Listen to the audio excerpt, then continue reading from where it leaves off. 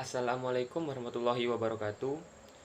Saya ingin berterima kasih kepada Profesor Dr. Hasnah Faizah, Magister Humaniora yang telah membimbing saya. Perkenalkan, nama saya Muhammad Yudika Chandra, NIM 2001119. Pada kesempatan kali ini, saya akan menjelaskan tentang merekonstruksi teks ulasan buku bahasa Inggris.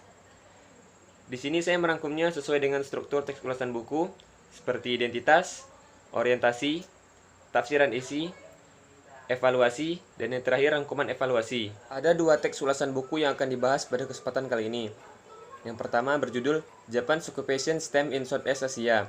Penulisnya adalah Masayoshi Uchiha, penerbitnya Japan Philatelic Society, tahun terbit 2004, dengan tebal 203 halaman, ditambah 12 halaman pendahuluan dan indeks isi. Bahasa yang tersedia dalam bahasa Inggris dan bahasa Jepang, dengan sampul latar belakang warna biru. Pada bagian orientasi, berisi buku ini ditulis oleh filatelis Jepang, Masayoshi Uchiha. Beliau lahir di Sapporo, Jepang pada tahun 1946. Ia lulus dari Universitas Keio, Tokyo, dan melanjutkan pendidikannya di Oxford University. Ia menempuh spesialisasi pengumpulan perangko selama 37 tahun. Selanjutnya adalah bagian tafsiran isi. Buku ini mengungkapkan sejarah perangko pada kurun waktu Perang Dunia antara tahun 1942 hingga 1945. Buku ini tidak hanya memuat tulisan atau penjelasan saja, tetapi yang lebih menarik juga menyajikan gambar dan koleksi benda asli. Banyak sekali persoalan yang dapat dipelajari dari buku ini.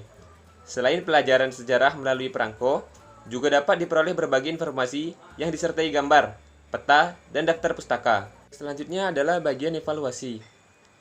Pembaca awam akan menganggap buku ini sangat hebat, terperinci, dan sangat menarik untuk dibaca dan dimiliki. Dengan membaca buku ini, mata akan terbuka untuk melihat dan menemukan banyak pengertian tentang berbagai hal di sekitar yang sebelumnya tidak diketahui. Dan bagian yang terakhirnya adalah rangkuman evaluasi. Buku Japan's Occupation Stem in Southeast Asia sangat menarik untuk dipelajari. Banyak informasi tentang sejarah Perang Dunia di Asia Tenggara dapat digali lebih lanjut dari buku ini. Buku ini bukti sejarah bagi pembaca generasi tua dan anak-anak cucu.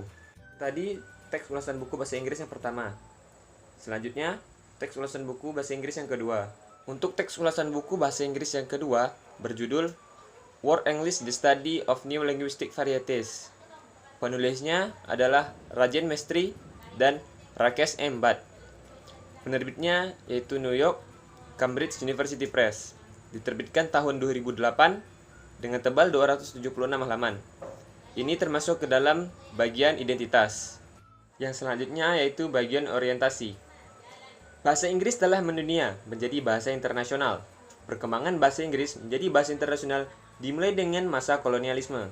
Pemakaian bahasa Inggris sedikit demi sedikit mulai mengalami pergeseran dan adaptasi dengan budaya dan bahasa masyarakat tempat kolonialisme. Perkembangan bahasa Inggris dianggap telah mengalami metamorfosis akibat sumbangan berbagai variasi di bidang morfologi dan struktur, pola penggunaan, kosakata, dan aksen.